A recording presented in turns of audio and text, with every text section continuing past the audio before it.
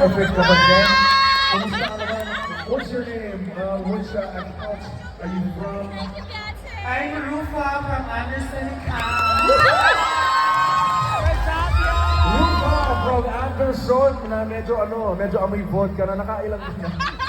Hindi naman masyado, sakto lang.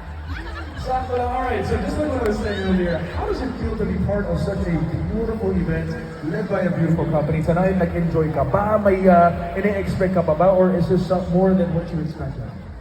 Actually, I don't expect anything else. I'm just on the moment and I'm happy about it. And thank you, Gia family. What's up, yo?